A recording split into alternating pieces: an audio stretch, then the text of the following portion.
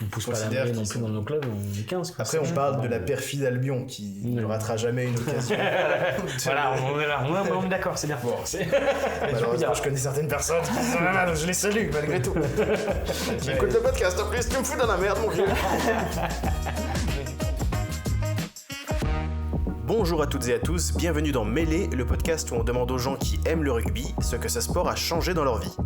Pour ce deuxième épisode, j'ai demandé à deux copains-copines de venir raconter leur parcours.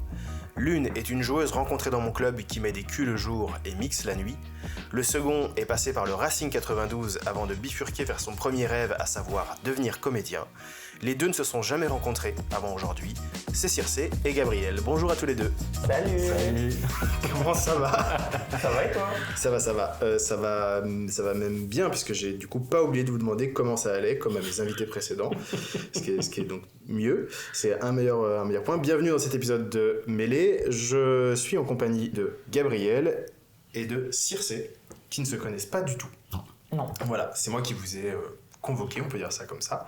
Est-ce que vous pouvez nous faire une toute petite présentation, chacune, de qui vous êtes, d'où vous venez, et très rapidement, parce qu'on va rentrer dans les détails ensuite, de ce que vous avez fait en rugby jusqu'ici. Je commence, ouais. Du coup, je suis Circé, j'ai 28 ans.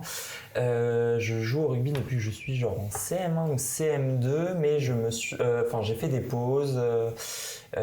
Donc là, ça doit être ma 9e ou 10e saison, un truc comme ça. Donc j'ai commencé à jouer, j'étais au Mexique. Je vivais au Mexique et du coup, j'ai commencé au lycée français là-bas, et après j'ai un peu rejoué en revenant en France. J'ai fait une première pause, j'ai joué en loisir avec les petits pères il y a bien 8-9 ans, un truc comme ça. Quand j'avais 18, 19, 20 ans, et j'ai repris il y a 2 saisons avec les Coqs Festifs et avec les Simone. On va en reparler après. Les Coqs Festifs, ça ne me dit rien du tout. Et toi, Gab ? Moi, donc, c'est Gabriel, j'ai 34 ans bientôt. J'ai commencé le rugby, j'étais en 5e, donc j'avais 11-12 ans. Au Racing directement pendant 5 ans, je crois, à peu près. Et après, on est une bonne partie de l'équipe à avoir bougé à Courbevoie, où j'ai fait 2 saisons. Et après, j'ai commencé mes études de théâtre, donc j'ai arrêté le rugby pendant un bon moment. Jusqu'à il y a 2 ans où j'ai repris quelques entraînements et où je me suis vite arrêté pour me remettre en forme comme il fallait. Et j'ai repris l'année dernière pour un entraînement. Mais nous y reviendrons. D'accord, très bien. Je vous ai invité l'un et l'autre parce que vous avez effectivement un parcours qui est un petit peu cabossé à certains endroits, j'ai l'impression. Et c'est ça qui m'intéressait de développer. J'aimerais qu'on commence par que vous nous racontiez la personne que vous étiez juste avant de commencer le rugby. Quel genre de personne vous étiez, comment vous étiez par rapport aux autres, etc. Tu veux commencer ? Vas-y. Alors, moi, comment j'étais avant le rugby ? Je suis passé par le foot pendant 2-3 ans, après j'ai fait du handball. T'avais quel âge ? Quand j'ai commencé le rugby ? Ouais. J'avais 11-12 ans. D'accord. Ce qui est vieux pour commencer le rugby. Oui. Ouais, je suis arrivé dans une équipe où forcément j'ai joué dans la catégorie en dessous pendant 1 ou 2 matchs. Et après très vite j'ai récupéré mon retard, on va dire. Mais oui, donc j'ai commencé par le foot, le handball, d'autres sports aussi à côté mais qui n'étaient pas collectifs. Et en arrivant au rugby, j'ai découvert un état d'esprit qui m'a vraiment beaucoup plu. Comme un état d'esprit de famille, de camaraderie. Il y avait des valeurs qui me plaisaient beaucoup et qui m'ont tout de suite plu. Et j'ai carrément accroché. J'avais commencé avec un ami qui, lui, a arrêté dès la première saison. Et moi, j'ai continué avec l'équipe qui était. Est-ce que c'était... parce que Robin, qui était un des invités la semaine dernière, parle aussi de ça, de découvrir le rugby, tout à coup de se dire « Ah, l'état d'esprit est génial ». Est-ce que ça veut dire que t'étais un genre de victime avant ? Je dirais pas victime, mais je connaissais pas cette... comment dire ? J'étais pas violent, j'ai jamais été violent, à part sur les terrains de rugby, je pense. Ouais. Et si on peut appeler ça encore de la violence. Mais j'ai réussi avec le rugby un peu à Non, c'est pas de la violence pour moi. Non, bien sûr.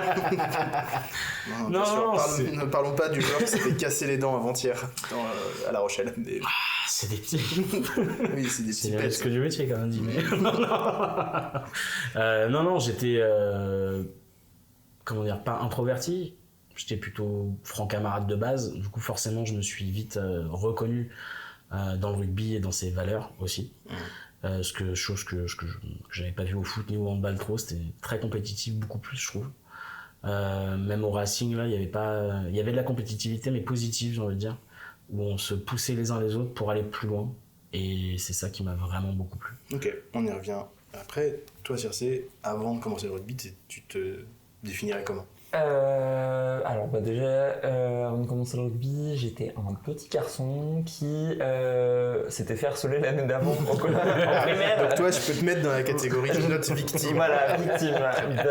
Victime, en plus, enfin, je vais pas rentrer dans le détail, mais en plus, ce qui était bizarre, c'est que c'était mes potes qui, je sais pas, j'étais la souffre-douleur de cette année-là. Et ouais, et après, en arrivant au rugby, bah ouais, il y avait un peu ce truc de se prouver des trucs à soi et un peu le truc vraiment très de solidarité que ça, vraiment, j'ai retrouvé un peu tout du long. Comme c'était, en plus, comme c'était au Mexique, il y avait un peu le côté, il n'y a pas ce truc de... On savait qu'on n'allait pas passer pro parce qu'il n'y a pas de club pro. Enfin, il y a un vrai truc de genre, je sais que c'est mort, quoi. Genre, il n'y en a pas. Donc, Mais t'aurais aimé? Non, je pense pas. Mais en tout cas, je sais que du coup, une des raisons de pourquoi j'ai arrêté quand je suis arrivé en France, j'ai un peu essayé, c'est que j'ai pas trouvé la même ambiance que j'avais avant, mais que j'ai retrouvé plus tard. Parce que j'étais en 3e seconde et où, du coup, je pense qu'il y avait un peu plus des gens qui pensaient qu'ils allaient faire une carrière dans le rugby. Peut-être ils l'ont fait, je ne sais pas. Mais du coup, là, j'ai un peu décroché et j'y suis revenu plus tard. J'ai fait d'autres sports entre-temps, mais voilà. Ok. Parfait. Je vais laisser cette machine à café dans le fond finir c'est ça, de c'est se machine à purger. café, ça. Ouais, je me note pour la prochaine fois Te d'éteindre la l'éteindre. machine à café. Ok, très bien, c'est une très bonne première étape. Et est-ce que vous pouvez nous raconter un tout petit peu en détail, du coup, le premier entraînement, les premiers contacts et surtout le premier match, qui est toujours un moment un peu important dans la vie d'une joueuse ou d'un joueur, j'ai l'impression. Putain, mais c'était longtemps, mais vas-y. Je me disais exactement pareil. Là, C'était Gabriel vraiment- est lâchement en train de dire à Circe de commencer, mais je peux meubler si vous voulez. Ou alors je peux parler de moi. Vas-y, Ça parle me de donne toi, temps, même, très parce bien. que je crois Non, que non, j'ai moi pas de souvenir du- je pense que j'en ai un peu plus, mais moi, mon premier entraînement, c'était Ouais, je vais quand même parler de moi après. Vas-y, parle de toi. C'est le après. but de ce podcast. C'était pour les sélections, il fallait montrer nos capacités physiques, je pense. Excuse-moi pour le verre. Il fallait montrer nos capacités physiques, donc on s'était entraîné. On avait fait une session à Yves du Manoir où Avec à Yves du Manoir, le stade Yves du Manoir. Ah oui, bien sûr. Que je connais L'ancien bien. stade du Racing, mythique. Ouais. Ouais. Et qui est. Et qui Plus. maintenant ils jouent plus. Bah maintenant je crois que c'est devenu que des terrains de foot. Maintenant ils sont à l'U Arena, je crois maintenant le Racing. C'est ça. Il joue à l'U Arena, mais je suis pas sûr qu'il Je s'entraîne sais là-bas. plus où ils s'entraînent. Mais Le c'est Méneron en plus tête. là-bas, exactement. Et donc c'était des sessions on faisait du cardio, des tours de terrain, un peu de force, du sprint pour voir un peu où on en était. Et j'étais très content d'être sélectionné. Je pense que tout le monde a été sélectionné, mais bon, ça faisait partie du game d'être là. Et donc c'est là où j'ai rencontré la future équipe avec qui j'allais être. Et ça s'est plutôt bien passé. C'était plutôt bienveillant, donc très content. Et après les premiers entraînements, j'étais pas du tout au niveau, j'étais le genre à récupérer la balle, à la jeter en l'air directement et sans trop savoir ce que je faisais. Donc je suis passé avec les plus petits.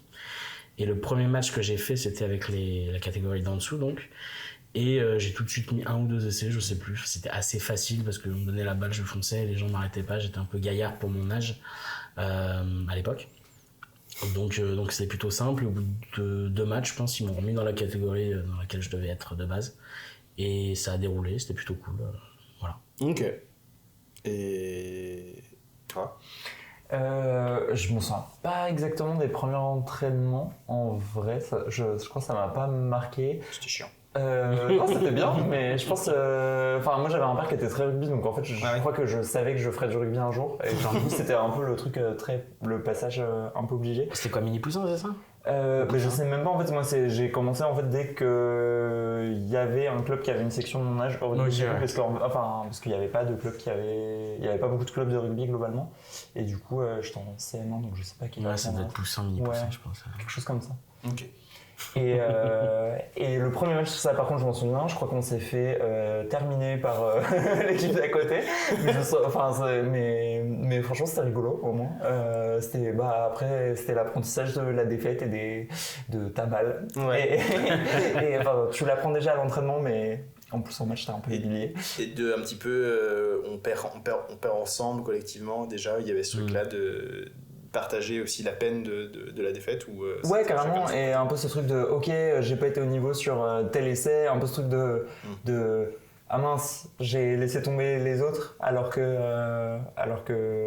eux ils ont fait leur plaquage et tu te rates sur un plaquage et t'y repenses pendant 3 semaines et après tu t'essayes de plus le refaire. Est-ce que c'est pour ça que maintenant tes plaquages sont terribles? Voilà, je déteste rater un plaquage.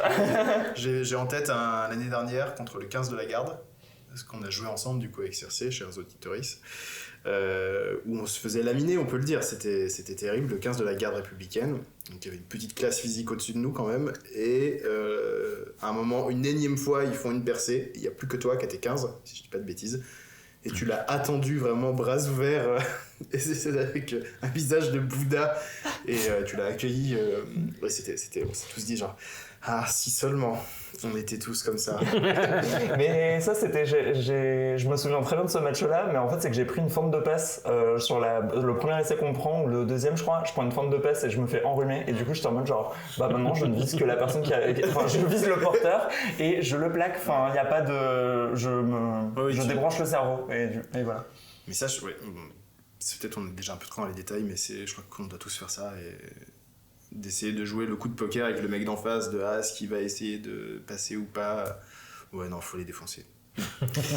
Donc, si je résume jusqu'ici, Gab, plutôt t'es arrivé et t'as cassé le game, c'est tes mots, hein, tu viens de dire. Non, t'étais le meilleur de tous, hein, c'est ce que tu disais il y a très peu de temps. Sur le banc, mais... Non, mais ça s'est bien passé en tout cas. Oui, ça s'est bien passé. Après, ça, c'est vrai que de régresser d'une catégorie, je me suis dit, putain, c'est peut-être pas fait pour moi, je sais pas, donc forcément t'as du doute. Ouais. Mais t'avais l'impression d'être dans le bon bain directement, quoi. Ouais, en tout cas, dans l'état d'esprit que demandait ce sport, ouais, carrément. Et Circé, toi, c'était un petit peu, t'y allais pas... parce que c'était fatalement, tu devais en faire. Vu que parce que mais parce que j'aimais ça, c'était vraiment... Toi, il y a aussi... Ouais, c'était vraiment, il m'a pas du tout forcé, quoi. C'était juste, je sais pas, on regardait les matchs du Destination ensemble, j'avais envie, quoi. Pas... Mais ça a joué beaucoup plus le rôle de refuge et d'émancipatoire. Je sais pas si c'est un mot français, émancipatoire, je pense pas. C'est émancipatoire. Ça a été plus émancipatoire que pour Gab, j'ai l'impression. Après, oui... Ça a été émancipatoire, mais ça je pense plutôt dans une deuxième partie, parce que je pense que ça a été fluctuant. Il y a des moments où je me suis senti très bien dedans et des moments où je me sentais plus exclu, puisque j'étais moins dans le mood où après les problèmes perso venaient sur le terrain, ou genre la transition, ça a un peu des moments d'exclusion. Et du coup, ça a fluctué un peu tout le temps, je pense. Il n'y a pas eu un truc le rugby m'a sauvé ou m'a détruit. Oui, c'était pas la carte joker voilà. D'un coup, bien sûr. Très bien. On va bientôt passer au cœur du sujet, qui est que vous nous parliez d'un événement très positif que vous avez vécu, que vous trouvez très spécial avec le rugby, et d'un équivalent contraire de quelque chose de très négatif. Mais avant, pour ce deuxième épisode, déjà j'aimerais vérifier que ton micro normalement fonctionne bien. Et j'aimerais vous proposer un petit quiz. Allez. Jingle, j'imagine. Non, pas de jingle. Très bien. Alors, je vais essayer de me relire, ce qui est compliqué. J'ai vraiment une écriture de médecin. Surprise. Quelque chose a énervé Thomas Ramos hier lors du match Clermont-Toulouse, alors qu'il allait tenter et réussir évidemment une pénalité. Un élément du jeu extérieur a énervé Thomas Ramos. Il s'est énervé, ce qui est vraiment quelque chose qui n'arrive pas souvent. Thomas Ramos, c'est quelqu'un qui n'est pas du tout connu pour ça. À votre avis, qu'est-ce que c'était ? J'avoue que j'ai regardé le résumé, donc... Ouais, je ne sais pas si à ce moment-là, parce que malheureusement, pour Clermont, il a passé plus d'une 3 fois et d'une pénalité. Ah, moi, je vois bien un pigeon qui passe devant. J'ai pensé à ça aussi, ouais. On est sur un élément naturel, en tout cas. Il a plu. Alors, il a plu, mais ça, c'est... Non. Élément nature, un truc vivant, genre Oui. Ouais. un chien sur la Non. pelouse. Il a un geste d'agacement sur l'objet, voilà, sur ce qui l'énerve. Et vraiment, c'est l'exemple où on peut se dire... Un mec qui a montré son cul. Non. Ça, je pense qu'il est tellement focus. Ah, donc c'est arrivé quand même devant lui. Enfin, C'est pas une personne. quelque chose est arrivé devant lui, quoi. Ouais, fatalement, c'était devant lui. Et c'est... je te donne un petit indice, c'est au moment où il pose le tee. Il y a une touffe d'herbe trop grosse. Oui. Vraiment, on le voit arracher un brin d'herbe qui était dépassé par rapport au truc. Bref. Ah, ça, c'est les buteurs, ça, tu sais. Enfin, c'est Thomas Rallos, comme l'appelle Oval Masqué, que je salue, bien que je ne le connaisse pas du tout. Mais j'aime son travail. Deuxième question. Depuis quelques mois, on accuse quelque chose ou quelqu'un de mettre en péril la domination du Stade Toulousain. À votre avis, de quoi s'agit-il ? Le salary cap. Non. Non, ça, c'est bien sous le tapis. T'inquiète. C'est plus superficiel. L'arbitrage. Non. Non, c'est pas l'arbitrage. Ah, ouais, mais c'est pas loin, non? C'est pas... Non, c'est plus éloigné. C'est plus... Non, je vais pas vous donner tout de suite trop d'indices. C'est pas ça. C'est par rapport au joueur? Non. C'est par rapport à un joueur. Antoine? Antoine, évidemment. On lui propose trop de contrats publicitaires. Alors, on pourrait lier le sujet, mais c'est encore plus ridicule comme reproche. Sa femme? Oui. Ah, j'étais sûr. Oui. De plus en plus, donc on J'ai vu reproche des beaux deux commentaires choses. sur Internet là-dessus. Ouais, exactement. Voilà. Je constate, et je l'ai même vécu, où à un moment, dans le cadre de mon métier, on est transporté de la gare à un théâtre où on allait jouer. Et le chauffeur de taxi dit là ça commence à être chaud pour le Stade Toulousain parce que avec l'autre là elle le déconcentre et donc et puis il sous-entendait que on était genre 2 ou 3 mois après qu'il se soit fait sa blessure au genou et qu'il devrait déjà être sur le terrain si Iris Mittenard n'était pas là. Puis, je pense qu'elle a une arrière-grand-mère irlandaise et du coup en fait elle a été mise elle a été mise là pour vraiment c'est un complot irlandais. Ouais, ou bordelais peut-être, c'est peut-être tu vois Elle est bordelaise? Non, j'en sais rien. Bah, elle a bu du vin une fois. Elle a bu du vin, ouais. Donc il y a des indices. ouais. Mais de toute façon si elle n'était pas là ça aurait été la couverture de Tétu qu'il a fait il y a 4 ans. Donc C'est surtout ça. Hein. ouais. On sait que c'est parti de là. Et troisième et dernière question. En 2023, un ancien international anglais a trouvé un autre moyen d'être encore plus riche qu'il n'était déjà. À votre avis, lequel ? Wilkinson? Qui ça ? Wilkinson? Non, C'est un avant. c'est un avant. Ah. Ah mais est-ce que c'est pas lui qui a inventé le Run It Straight, le truc de débile? Non, alors, c'est quoi ça ? C'est quoi ça? Ah, c'est un truc de débile sur les réseaux sociaux, genre c'est des... Ah ça, oui, Ah mais oui, c'est mort, là. oui, ah Ouais, oui, oui. ça, non. Ah oui, ça oui, ouais, putain. Je croyais que c'était du football américain, ça, c'est de lui. Que ça vient du football américain. Ouais, pour moi, ça vient du football américain. Ah non, ça. c'est en Australie et en Nouvelle-Zélande, ça vient du rugby, Ah, et il y a super. un gamin de 19 ans qui est mort. Ouais, bah ouais, j'ai vu, ouais. Ok, ouais, super. Non, c'est moins glauque. Ok. C'est moins glauque, mais c'est atypique et c'est à l'image de cet avant anglais qui nous a habitués. C'est Shaw Marler ? Oui, Et c'est quoi ? il a pas lancé un podcast ? il a déjà un podcast, mais ça. Mais ouais, c'est il pas est- ça. Oui. Ok. Je sais pas s'il a toujours un podcast. Petit indice quand même, parce que. Bah, il est connu pour être un peu fantasque, n'est-ce pas ? Et aller dans des endroits où, quand on est très exposé comme ça, on n'irait pas si on était. Voilà. Je pense que c'est quelque chose qu'Antoine Dupont ne ferait pas pour le coup. En termes médiatiques, c'est quelque chose que lui peut se permettre, puisqu'on on l'a déjà vu faire des trucs moyens sur le terrain. Et là, on est dans le domaine. Sexualité ? On n'est pas loin de la sexualité. On frôle justement cette zone-là. Enfin, on est complètement dedans, mais il joue un pas de côté. Et là, je vous donne un énorme indice en disant ça. Pas de quoi. Il a fait un char pour la Gay Pride Non. C'est du rugby nu? Non. Bon, ça, ils le font tous. Non. C'est donc Gab parlait de sexualité. Effectivement, c'est un moyen de se faire de l'argent grâce à la sexualité. Ah, il est sur OnlyFans. OnlyFans, Oui. ouais, c'est ça que je veux dire. Mais du coup, comme je disais, il fait un pas de côté puisque c'est que un OnlyFans.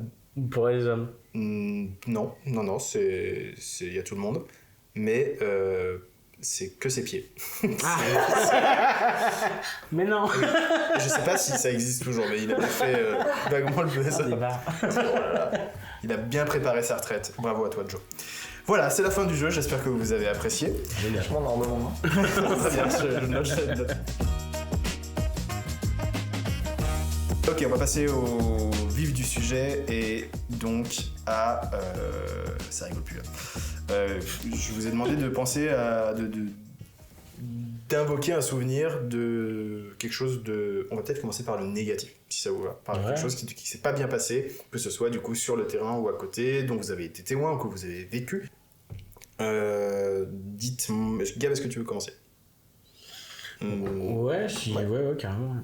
Moi, l'événement vraiment marquant, ça a été l'année dernière, fin de carrière, où je me suis fait une triple fracture de la cheville au premier entraînement de ma reprise de rugby après pas une dizaine d'années, mais presque. Et où ça a un peu, chamboulé pendant un an ma vie. En plus, sur un truc tout con, j'ai juste fait un cadrage débordement d'avant.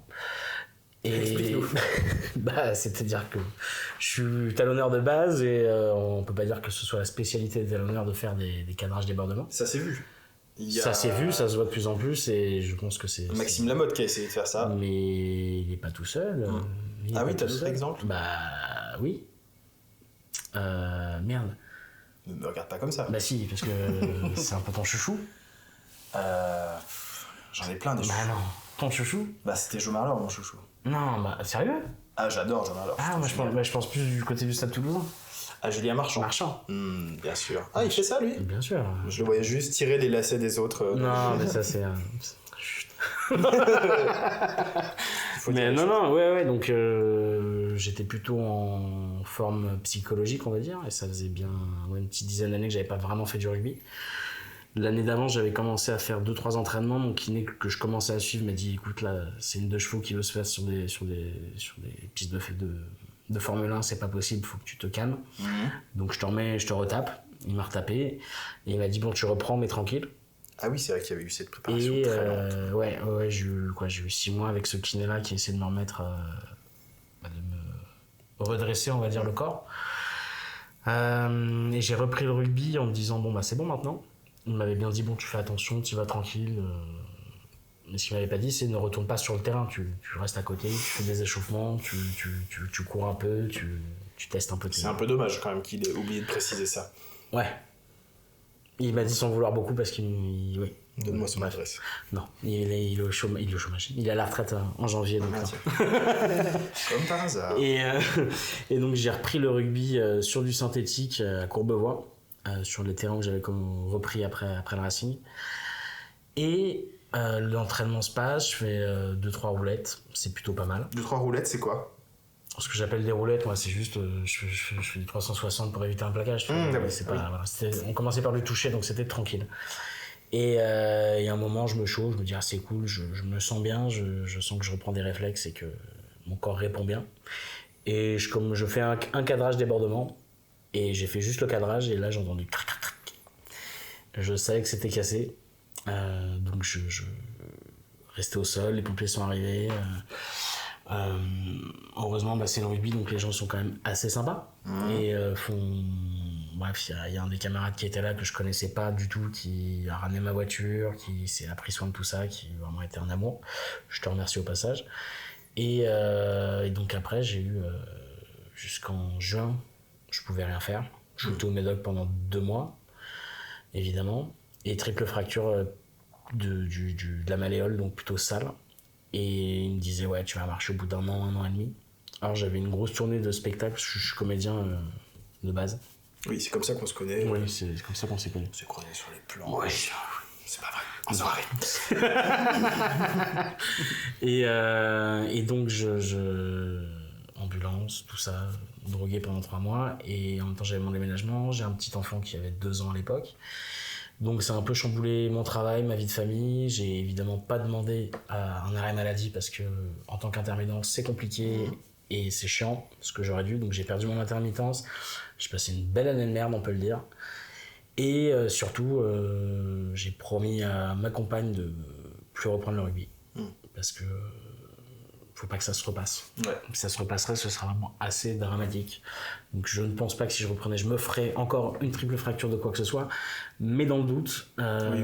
voilà. Bah là, avec un enfant qui a fait sa rentrée. Qui a fait ça, Il y a pas longtemps. Ouais. Bisous Charlie. Et effectivement, du coup, c'est ta compagne qui est aussi comédienne, donc c'est hyper compliqué de jongler avec ces emplois du temps-là et qui a dû se décupler, on peut le dire. Oui. Voilà, je me rappelle que elle m'appelait pour que je t'amène de la morphine. Exactement. C'était je peux bon, procurer assez facilement. N'hésitez pas à me contacter. Ouais. Et d'accord, ouais. Ok, et donc, effectivement, c'est un espèce de deuil forcé d'un coup. Bah, surtout que c'était une grosse envie de base de reprendre. C'était un truc qui me manquait depuis déjà bien 5-6 ans.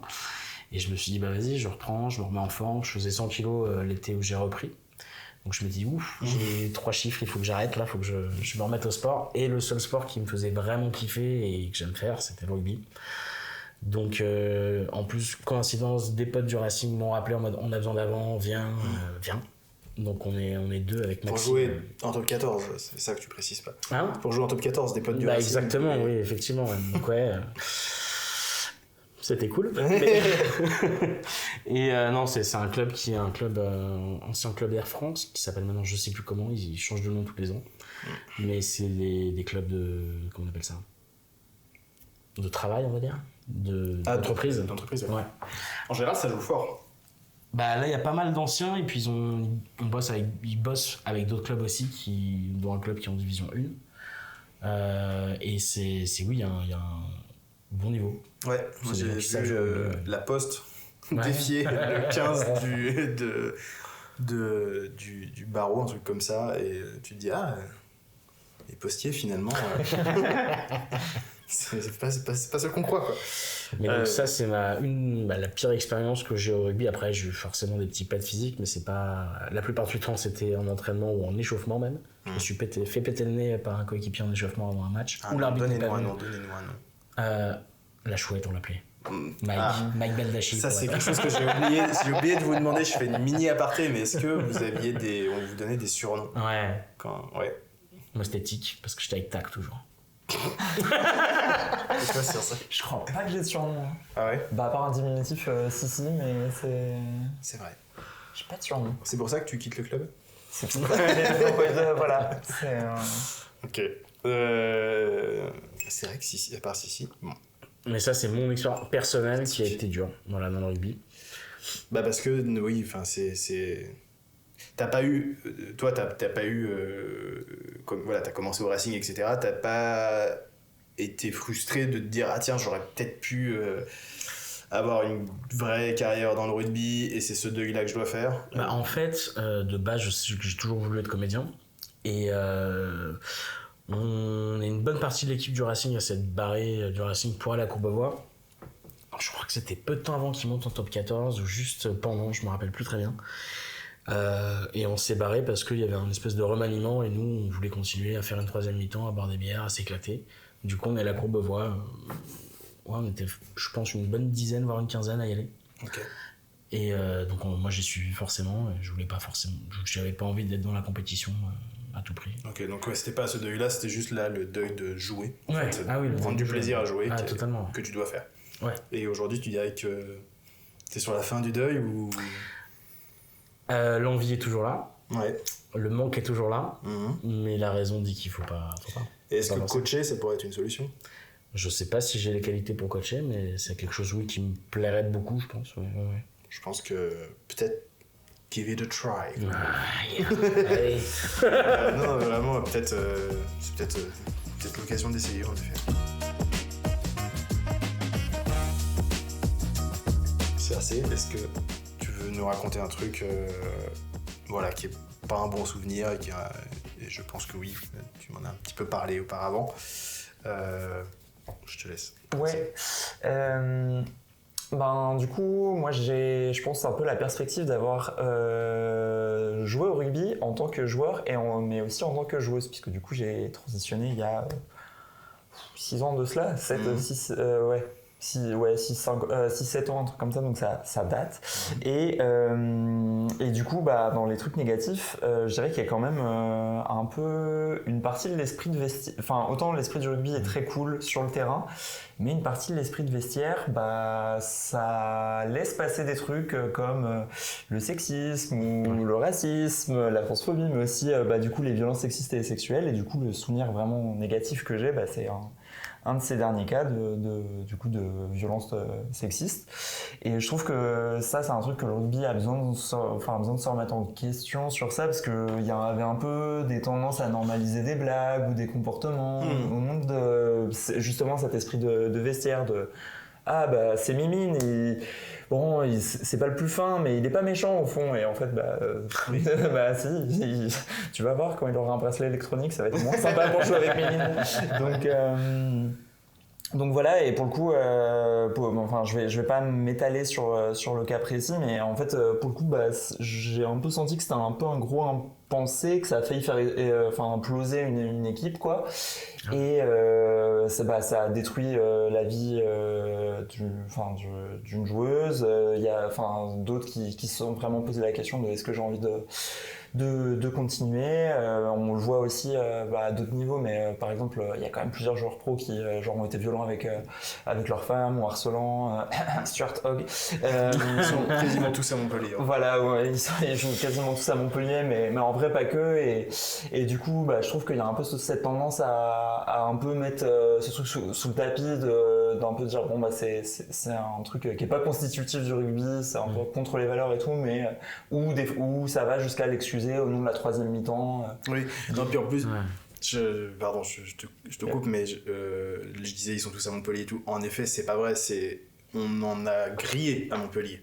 Il y en a qui, on sait qui c'est, mais c'est totalement un impensé et c'est quelque chose qui commence à peine à être dit dans les... je vais citer un autre podcast qui s'appelle Depuis le début / Rugby Physio.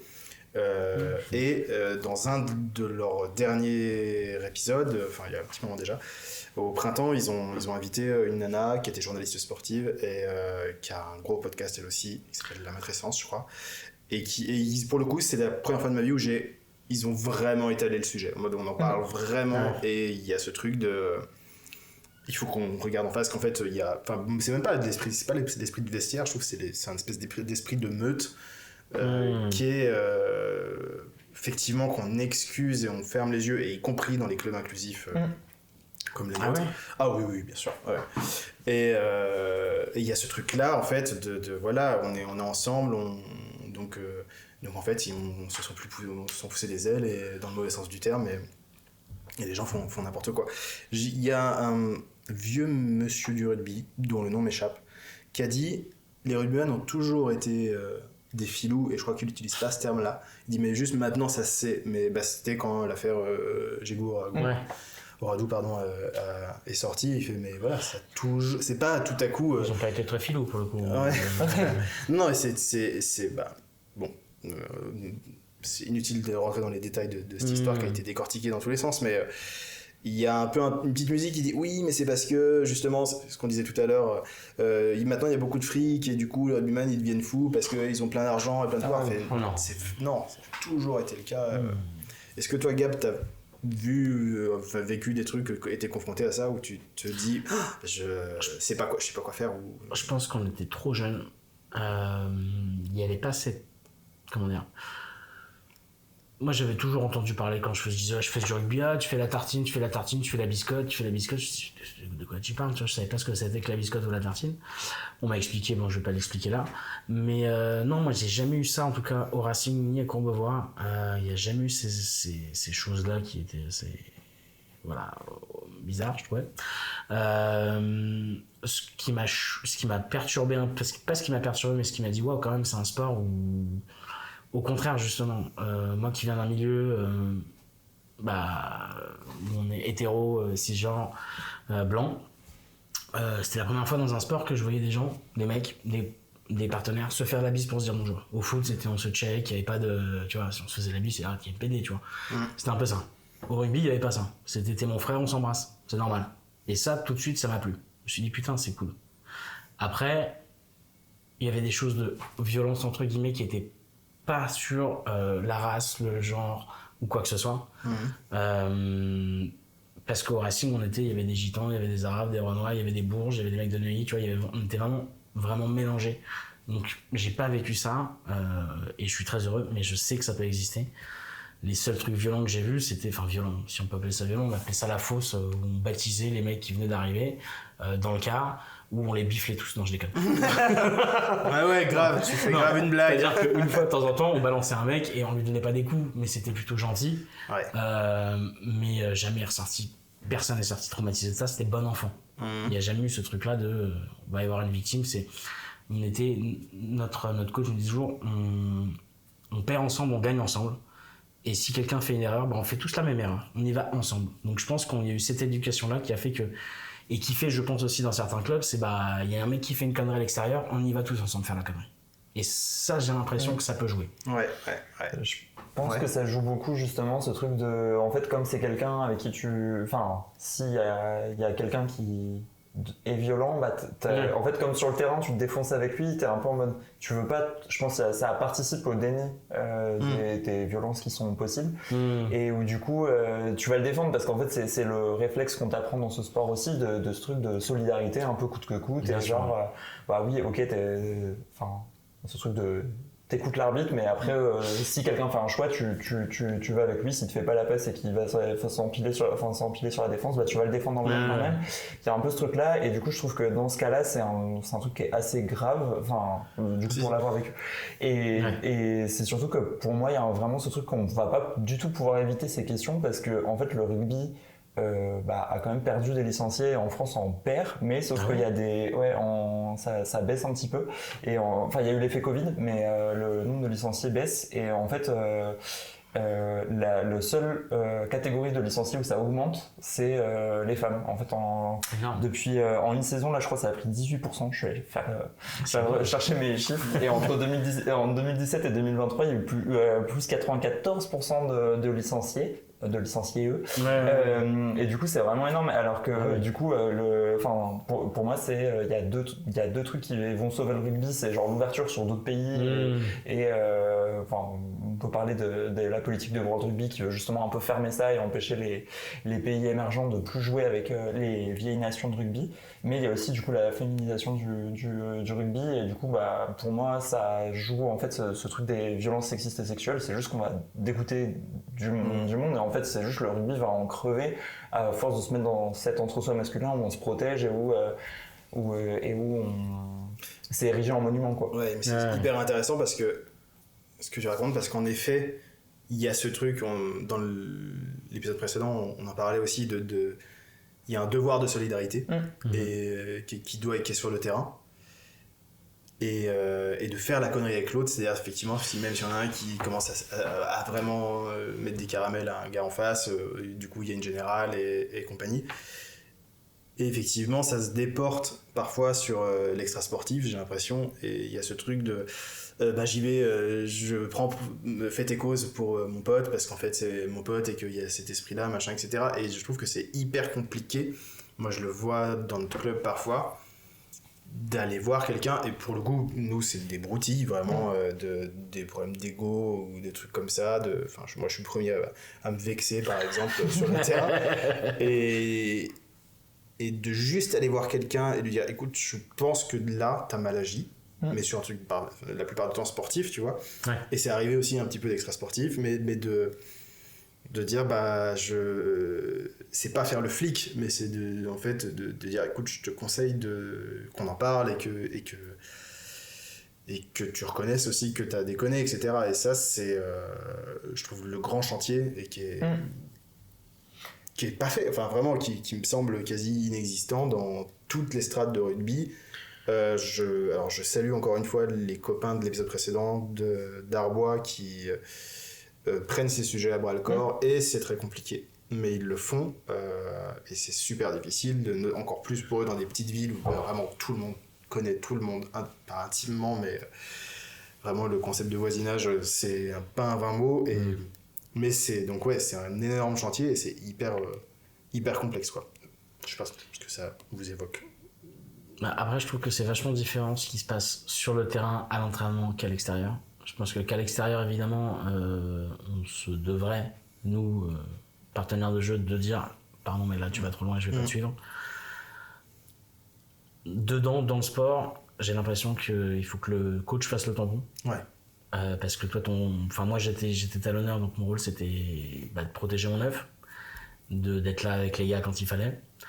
Et c'est pas qu'on me demandait pas de réfléchir parce qu'il fallait, ça reste un sport intelligent, je pense, même si on est avant. Mais c'est que c'est au coach de dire ce qui va pas, pour moi, dans le sport. Je parle sur le terrain, à l'entraînement, sauf si tu vois, évidemment, on avait un pote qui commençait à fumer au moment où on fumait pas, on disait putain mec tu déconnes quand même, alors qu'on voulait pas être professionnel du tout, tu vois, il y a un truc de... Mais on disait oui, on savait que c'était pas bien, et on le disait, mais c'était extra sportif. Ouais. Parce que ça entachait sur le sport et sur l'équipe, et voilà.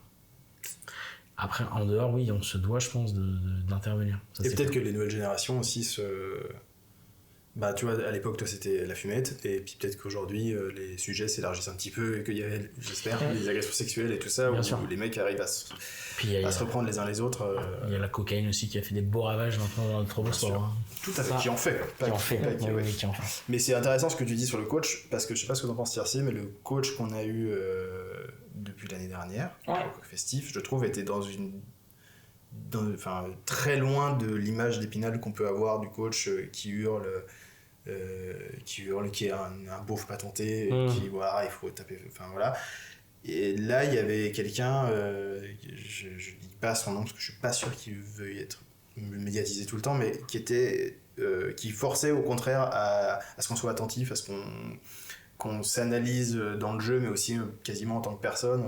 Tu vois, et c'est quelqu'un qui ne haussait pas la voix, et du coup, on doit faire l'effort de tous se taire, d'arrêter de faire les coqs et venir écouter ce qu'il a à nous dire, et puis au contraire, qui nous responsabilisait vachement, genre pourquoi ça n'a pas marché, à votre avis. Et on pouvait passer même 10 minutes à faire je pense que c'est parce que... Et je trouve que ça force les gens à se responsabiliser, et bon, pour moi, il y a une petite lueur d'espoir à cet endroit-là, quoi. Ouais, bien sûr, ça va. Pour moi, c'est pas du tout.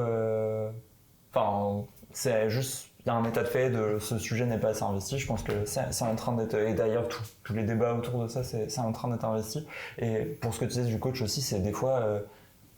Un peu plus largement dans le rugby, c'est aussi ça reste un sport et en fait on le fait, enfin bien sûr que c'est hyper agréable de gagner, c'est pas agréable de perdre, mais en fait on le fait aussi parce que c'est le but d'un sport à la base, c'est de se retrouver sur un terrain il y a même pas c'est un jeu quoi, genre et du coup c'est quelque chose que le coach nous disait tout le temps, c'est qui est pro ici, qui a déjà été en Fédéral 2 ici, et là il y a personne qui lève la main, et du coup genre juste on est en mode voilà c'est bon, on ferme notre gueule, enfin genre juste on rigole, on est là pour s'amuser, et oui ok peut-être que ta passe était pas exactement dans le timing, mais il n'y a pas... Qui réussit toutes ses passes. Mais voilà, mais même juste c'est pas grave, la combi elle est pas... on n'a pas le 15 de France quoi.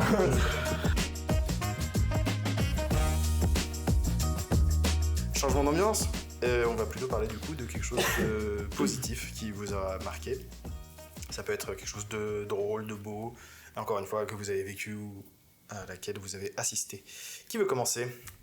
Ok, j'y vais. Du coup, moi, un de mes grands trucs positifs, c'était déjà de revenir jouer après 5-6 ans où j'ai arrêté, du coup, du fait de ma transition. Et quand j'ai découvert les Coqs Festifs, du coup je suis revenu jouer et c'était trop bien, juste tout simplement parce que du coup je savais même pas que c'était possible de faire du rugby en mixité. Je me sentais pas forcément d'aller dans un club féminin, je me sentais pas assez à l'aise dans dans mon corps et dans la société. Ouais. Voilà, enfin, je me sentais pas en tout cas de porter un peu le truc toute seule dans un club féminin, même s'il y aurait sûrement pas eu de soucis. Mais du coup, au Coq, c'était cool. Il y avait un peu ce truc de on peut jouer ensemble et la mixité, c'était vraiment cool. Et on a créé. Ensuite, ça c'était vraiment genre mon plus beau souvenir de rugby, c'est juste et on va en créer encore plein d'autres, c'est l'équipe des Simone. C'est un club d'alliance entre, du coup, il y a les Coqs Festifs, il y a les Gaillards, il y a les Réveillons, il y a les Two Win. Là-bas, c'était ça l'idée à la base. Et en fait, c'était pour jouer un tournoi, du coup, la Coupe du Monde de rugby inclusif à Rome. Et du coup, en fait, on s'est créé un peu comme ça. Enfin, on s'est entraîné. On s'est entraîné, on allait jouer là-bas et en fait c'était marrant parce qu'on était un peu l'équipe française à la base, c'est comme ça qu'on était marketés, et genre sur nos maillots c'est bleu, blanc, rouge et genre voilà. Mais en fait on s'est retrouvés avec genre des Portugaises, des Italiennes, là cette année notre capitaine elle était américaine, donc du coup ça a totalement dépassé le truc et juste pour moi c'était vraiment genre l'essence du rugby, c'est genre et du coup c'était juste une équipe flintage précise, du coup c'est femmes, trans et cisgenres, et aussi les hommes trans pouvaient jouer, donc c'était un truc de genre on joue, on se regroupe tous ensemble et du coup il y avait plein d'identités, nationalités différentes, c'était vraiment cool et il s'est vraiment dégagé le truc un peu de sororité et d'adelphité où sur le terrain on se défonçait et il y avait des grandes débutantes, il y a des personnes qui avaient commencé le rugby il y a 8 mois quoi, et qui là en juin ont soulevé la Coupe d'Europe et elles ont mis des plaquages de monstrueux parce que genre c'est assez ouf et c'est vraiment trop bien parce que genre vraiment juste il y avait une hélière qui passait sur leur côté et elle l'a découpée parce que juste en fait elles ont vu les meufs qui avaient 15 ans de rugby avant et ça juste et en fait avec cette équipe dès le premier ou deuxième plaquage je sais qui gagne le match. Si c'est bon. En fait c'est que genre vraiment je vois en défense on les fait reculer, en attaque on les fait reculer, je suis en mode c'est bon. Genre, et tu as un peu brillé, on peut le dire. Oui, un petit peu. C'est pas à toi de le dire, mais moi je le dis. Tu as marqué combien d'essais au dernier match déjà ? Ça sent beaucoup, ça. 3. Oui.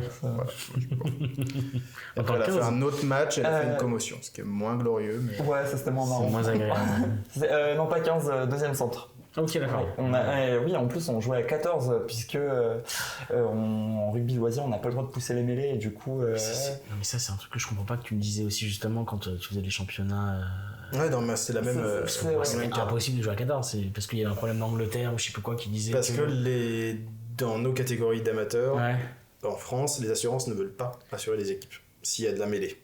Oui, mais si tu pousses pas, ça change quoi qu'on soit 15 ou 14, c'est ça que je comprends pas. Parce que les équipes anglo-saxonnes considèrent que elles sont pénalisées parce qu'elles travaillent la mêlée toute l'année et que tu gagnes des matchs grâce à la mêlée aussi. Oui. Et tu peux avoir une stratégie de jeu qui est basée sur la mêlée, donc ils considèrent qu'ils sont dans nos clubs, on est 15. Quoi. Après, on parle de la perfide Albion qui ne ratera jamais une occasion. Voilà, on est là, on est d'accord, c'est bien. Bon, malheureusement, je connais certaines personnes qui disent donc je les salue malgré tout. J'écoute le podcast, en plus tu me fous dans la merde, mon vieux. Mais du coup, en plus, il y a vraiment ce truc de. On vous a éclaté alors qu'on était à 14. Bah oui. Ça, c'est un petit kiff en plus, quoi. Ouais, c'était assez grandiose. Et du coup, vous allez essayer d'aller en Australie défendre le titre. Je pense qu'on n'ira pas. Trop cher. Raison et on est trop à pas vouloir prendre l'avion. Les woke. Juste à un moment, on se dit, en vrai, c'est trop cool de jouer des tournois et tout. Ce serait fou en Australie. Ouais, ce serait assez ouf, mais bon, on verra. Hein, celles qui veulent y aller iront, et je pense qu'il y aura peut-être une équipe par variante européenne avec du coup les autres équipes qu'on a jouées, mais. Ça risque d'être compliqué. Est-ce que vous allez jouer au tournoi qui est organisé par l'équipe inclusive de Toulouse ? Oui, sûrement. En fait, et notamment, il y a Tony donc Tony, c'est aussi une Simone qui, du coup, qui joue à Toulouse et pour les Simone, qui est aussi monstrueuse. Elle a aussi fait très très peur en finale. Les 3 essais, en vrai, c'est elle, parce qu'elle me fait genre 2 passes décisives, donc c'est... voilà. La modestie, ça dégouline. de partout, c'est terrible. Et du coup, on va sûrement faire un match flintage justement avec une équipe locale pour le tournoi. Et du coup, il n'y aura pas une section féminine, mais on va jouer avec nos clubs respectifs, mais en plus, du coup, un petit match d'exhibition et tout ça. Trop bien. Du coup, tu vas peut-être jouer avec les gaillards. Et je vais peut-être jouer avec les Et du gaillards. coup, peut-être qu'on va jouer l'un contre l'autre. Exactement. T'as peur, hein. Aïe, aïe, aïe. Ok, trop bien. Après, on connaît nos feintes et tout, donc peut-être on va Ah ouais, s'amuser, grave, tu vois. je maîtrise grave ton jeu, tu peux pas passer quand... Jamais. Non, j'en suis pas du tout à ce stade, malheureusement. Trop bien, tu veux rajouter un truc par rapport à ça? Non, franchement, juste le truc de le rugby, c'est quand même plus cool quand tout le monde peut jouer, et du coup, c'est un peu le truc de genre... il faut que... Enfin, la FFR a quand même travaillé sur le fait que c'est possible de jouer quand on est trans, ce qui est bien déjà par rapport à plein d'autres pays, notamment la perfide Albion qui juste interdit aux personnes trans de jouer, mais enfin... C'est récent. C'est un truc récent dans plusieurs années. Hein. Ah ouais ça fait bien 2-3 ans. Je pense que c'est 2021 aussi. Ah, j'ai cru que c'était possible et que du coup, il y a eu un gros retour en arrière justement au printemps dernier. Mais Non, ça c'était aller aux toilettes. Si on rentre dans la transphobie en Grande-Bretagne, ça va être un truc de fou, mais il y a eu un jugement. Oui.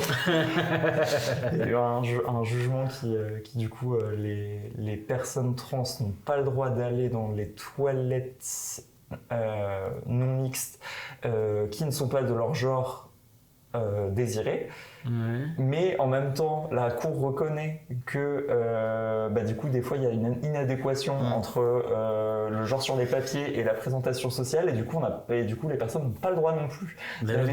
Parce que voilà, un mec trans ne veut pas aller dans les toilettes des mecs, mais s'il va dans les toilettes des meufs, ça fait peur, et du coup, ils n'ont pas le droit d'y aller. Ouais, trop bien. Ils se pissent dessus, du coup. C'est très pratique. Voilà. Génial. Non, mais c'est vraiment déconnant, mais c'est vraiment la fois, c'est quand ça s'est passé que J.K. Rowling a fait sa photo depuis avec son un yacht. cigare. Avec Ouais, son bien sûr, cigare. bien sûr. Bon, autre sujet.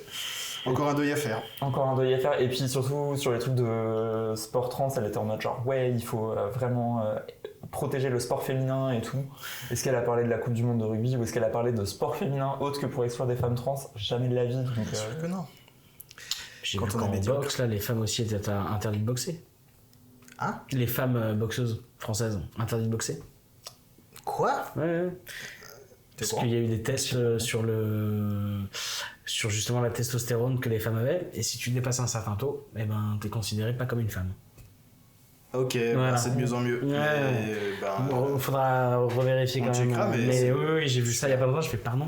Est-ce qu'on a d'autres sont interdites comme ça? Il y a eu de l'athlétisme aussi où maintenant c'est du coup pareil, donc test de testostérone, mais aussi test génétique pour vérifier si t'as pas un chromosome Y qui traîne quelque part. Voilà, mais pareil pour les boxeurs, c'était ça aussi. Et sauf qu'en fait, ça là on peut en parler des heures.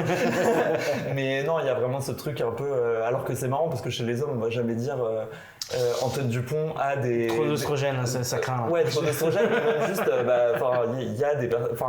il y a des sportifs masculins qui sont au-dessus des normes et on va jamais physique et on va jamais leur dire eux c'est pas juste, on va être en mode non. C'est Michael Jordan, c'est trop bien, tu vois. Et voilà. C'est comme si le monde était patriarcal, un petit peu. C'est marrant, c'est fou. Waouh. Tiens, un truc, je pense, ça change le podcast. Trop hâte de lire des commentaires de mascu qui vous insulteront. Je donnerai vos adresses à la fin de l'épisode. Bisous à vous. Mais est-ce que du coup, je peux résumer donc le bon souvenir que tu voulais évoquer, c'est un peu d'être, je dirais ça comme ça, de participer à une équipe de pionnières sur comment est-ce qu'on peut jouer tous ensemble, sans entrave, et ça se passe bien, et c'est heureux, et go la FFR. La FFR ou la FFR ou les deux? Là, plus loin, FFR travaille sur les sujets de mixité, on trouve que c'est un peu lent, mais... ça va dans le bon sens. Mais on peut se parler. Et du coup, c'est cool. En tout cas, ils sont à l'écoute et ils comprennent ce qu'on veut dire sans mauvaise foi. Donc déjà, c'est une discussion. C'est une discussion et c'est pas dans un violon, donc c'est agréable. Une gommette pour la FFR que je distribue. Au bout de 5, une image. Est-ce que Gab, tu veux nous raconter ton souvenir? Je sais pas si c'est un souvenir. Parce que c'est tout. Enfin, si, moi j'ai des bons souvenirs, bref. Mais oui, un souvenir, je dirais que c'est vraiment des moments de camaraderie. Vraiment. De solidarité entre nous. Où tu vois dans le rugby toute l'humanité qu'il peut y avoir dans le monde, en fait. C'est con à dire, mais là, quand je le dis, je me dis, putain, j'ai complètement niais. Mais c'est vrai que le rugby m'a permis de reprendre conscience en l'humanité, mais presque. Il y a vraiment un truc où, grâce aux valeurs du rugby, je pense que j'ai les valeurs que j'ai maintenant. Et pour moi, c'est ça vraiment mon bonheur du rugby. Quand j'ai rencontré le rugby, je connaissais pas ce sport. J'ai atterri dans un club, je savais même pas son histoire. Et les valeurs, je n'en avais strictement aucune idée de ce que reflétait ce sport. Et en tombant là-dedans, vraiment, je suis tombé amoureux de ce sport. Grâce à ces valeurs et grâce à la camaraderie qu'il y a dans le rugby, avant les défauts que tout ça va peut... Oui, parce qu'on a parlé beaucoup de défauts dont il faut parler. Oui, bien sûr. Parce que ça existe aussi le moment où c'est magique, quoi, d'être ensemble. Comme je disais, on en a parlé juste avant. Comme je disais tout à l'heure, tu vois, on était dans un club où il y avait des gitans, il y avait des arabes, il y avait des portugais, il y avait des bourgeois de Neuilly. Ah non, quand même pas. Je te jure que si. Ah non. Et on était ensemble et chacun apportait ce qu'il fallait au groupe et c'était vraiment magique. J'avoue que j'ai pas connu ça, j'ai pas connu beaucoup de clubs, j'en ai connu 3 en tout, mais au Racing il y avait vraiment ça, à Courbevoie aussi un petit peu, mais au Racing il y avait vraiment cette multiculture qui était magique, vraiment magique, et ça a été un peu mon gros bonheur de bosser avec eux et de travailler avec eux et de jouer avec eux. Est-ce qu'il y a une fois en match, par exemple, où il y a des camarades qui tout à coup font une action, il y a une action qui se construit et tu vis ce truc de voir vraiment une action vraiment collective qui se fait, qui est en train de se faire, qui est en train d'aboutir, qui aboutit. Est-ce qu'il y a un souvenir précis comme ça de... Précis, je sais pas, parce qu'en tant qu'avant, j'ai souvent la gueule dans des culs, comme on dit. Ouais. Donc je vois pas grand chose. Mais voilà.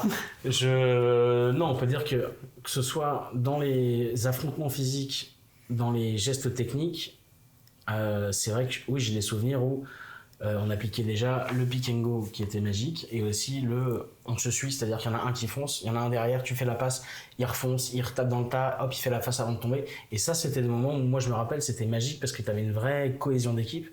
On faisait qu'un, on se suivait les uns les autres et ça allait jusqu'à l'en-but et ça aplatissait. C'était des moments où tu fais putain, même si c'est toi qui as marqué, tu sais que c'est pas toi qui as marqué, c'est vraiment l'équipe. Ouais. Et sans les autres, t'es de la merde. Mais ça, c'est marrant parce que quand tu n'as jamais joué au rugby, tu regardes un match et en fait tu vois assez peu, enfin en tout cas moi ça me faisait ça avant de commencer, tu vois pas forcément la différence entre une célébration de foot et de rugby. Si vraiment t'y connais rien, tu comprends pas pourquoi les mecs se sont tous dans les bras, et souvent c'est quand même le buteur, enfin le mec qui finit l'essai, qui est un peu plus célébré que les autres, mais en réalité ce qui se passe c'est que c'est toute la chaîne qui est célébrée, c'est toute la chaîne de joueurs, et ça c'est un truc dont j'avais pas conscience avant de commencer à jouer, tu vois. Après moi à mon époque, je peux dire à mon époque, mais quand j'ai commencé... Ah, le vieux. C'est horrible.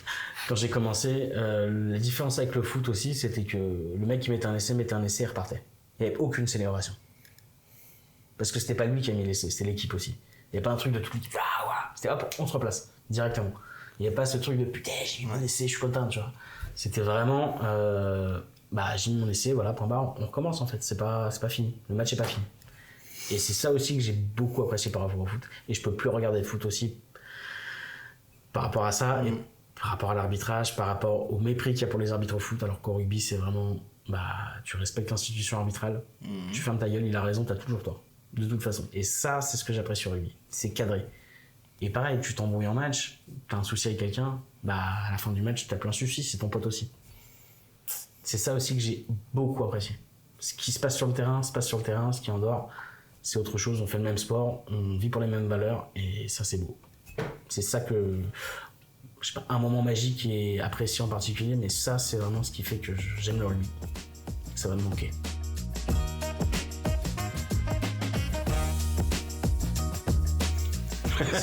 Je laisse un savant silence après cette parole d'évangile. Trop bien, merci. Je pense que ça fait un petit moment déjà qu'on parle. Ça. Ouais, ça va. Genre Marie Le Pen tout à coup. Oui, ça fait déjà 1 heure. On va s'arrêter là. Je vais juste vous demander avant, selon vous, qui je devrais inviter. Selon vous, ce serait pertinent Antoine. d'inviter. Oui, bien sûr, je pense qu'il est peu sollicité. Et puis, en vrai, il parle tellement peu, enfin, il a l'intelligence de tellement peu parler que je suis pas sûr que... Non, mais c'est vrai, il est tellement verrouillé, et il maîtrise tellement sa parole que... Enfin, viens quand même, Antoine, si jamais tu crèves d'envie de venir. Des gens du beach. Ah ouais? Ouais. Tu penses à un beach en particulier ou pas? J'ai un ancien du Racing qui a gagné pas mal de championnats, là, j'ai vu là sur Instagram. Ouais. Et c'était à Tignes ou pas? Non. Il faut répondre à la question. Non, c'était pas à Tignes. Bon, très bien. Je pense que tu bluffes. Non, mais qui ont gagné je sais plus combien de championnats cette année là, mais et moi ça m'intéresserait beaucoup d'avoir une des paroles de beach parce que je trouve que c'est un autre sport encore. Ah ouais? Parce que? Bah déjà t'es pas le même monde sur le terrain. C'est pas le même terrain. C'est, je pense, une autre ambiance vraiment. Meilleur, tu dirais? J'en sais rien. Meilleur, non mais j'en sais rien. Vraiment, je connais pas vraiment j'en ai fait une fois du beach avec des potes pour rigoler quoi. Mais je connais pas, j'ai jamais fait de compète là-dedans, donc je connais pas l'état d'esprit du beach rugby. Ok, bah du coup donne-moi le contact de cette personne. Et puis tag-le dans les commentaires. Toi? On pourra inviter le brin d'herbe arraché par Thomas Ramos. Ouais. Je pense qu'il a beaucoup de choses à dire. C'était hilarant vraiment, parce qu'il a vraiment un geste déplaçant. Je vais le regarder. C'est très très drôle. Moi j'aimerais bien entendre des arbitres. Oui. J'avoue, parce grave. que ça pourrait être super cool et vraiment et sans elle et eux on jouerait pas en fait les week-ends et voilà, j'ai oublié le nom de l'arbitre De Yves. Bien sûr. Yves, je t'adore vraiment, viens s'il te plaît. Yves, c'est l'arbitre qui en général travaille sur tous nos matchs à Vincennes ou ailleurs et qui est vraiment une bonne patte, on peut le dire. Il est très drôle. Et effectivement, je sais pas quel âge il a, mais il court plus vite que nous, quoi. Il est vraiment étonnant, ce mec. J'aimerais bien interviewer aussi l'arbitre néo-zélandais, dont le nom m'échappe. dont je ne veux pas savoir le nom. Ben O'Keefe. Oui, O'Keefe, ouais, c'est ça. C'est ça? Ouais, bah lui il peut avoir des bons trucs sur le respect de l'arbitrage vu comment il a dû se faire menacer de mort. Je crois que Il a été moi-même menacé, j'ai laissé un commentaire sur sa page Instagram. Je me Waouh. crois fortement. Ça, on va couper ça. Avec... Non, tu Il a un tôle, le pauvre. faut pas me reparler de ce match, genre j'ai une blessure qui n'est pas refermée, je crois. Là, c'est marrant parce que t'es la personne qui a dit c'est important de respecter les arbitres. Et Oui, vraiment, mais- c'est le match où. En tant que joueur, je parle. Mais oui, mais c'est encore. Bah, pour le coup, Oui, mais c'est on la se fois fait où toujours niquer. où notre en Afrique bon du Sud, pompon, toujours niquer. ou avec les anglo-saxons, on peut le dire même. On se fait toujours niquer en fait, même oui, à ce stade de la compétition. Et ça y est, Mêlée devient un podcast conspiré. Et depuis plusieurs décennies, je peux le dire. Bah, non, mais en vrai, plus largement, je pense que ce serait intéressant d'inviter effectivement un arbitre parce que, pareil, ça c'est un truc que je découvre. C'est voilà, les gens qu'il y a dans mon club et qui supportent par exemple Toulon ou des, oui, il y en a qui supportent des équipes disons petites ou moyennes du top 14 disent, mais c'est évident que par exemple Oyonnax quand c'était en top 14 n'a pas été arbitré comme Toulouse ou Bordeaux. Bien sûr. Et que vraiment il y a des grosses des différences plus ou moins visibles et potentiellement ça peut être la même chose avec World Rugby. Et il y a ce truc de est-ce que les anglo-saxons sont arbitrés, enfin moi c'est quelque chose qu'on me ressort très souvent et comme un espèce de fait en mode oui machin, et je serais curieux d'avoir Après, je pense l'avis d'un pro là-dessus quoi. Mais je pense aussi que les équipes s'y préparent différemment et que les niveaux de professionnalisme, genre par exemple du Stade Toulousain ou même du 15 de France, par exemple, en fait des fois poussent, des fois même au World Rugby à changer les règles. Par exemple, c'est le truc que Dupont, enfin c'était la loi Ouais, Dupont, la loi. le truc avec, bon, on va pas rentrer dans la technique, mais genre le truc que les avants se replaçaient plus après des coups de pied, blablabla.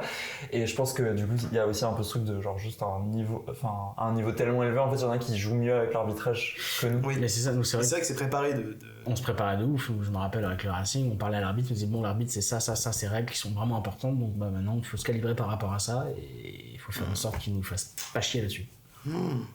Bah, si des arbitres nous écoutent, je vous en supplie, contactez-moi.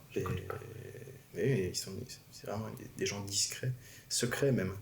Mais on va essayer. Bah, en vrai, je vais proposer à Yves, ce serait trop drôle de l'avoir.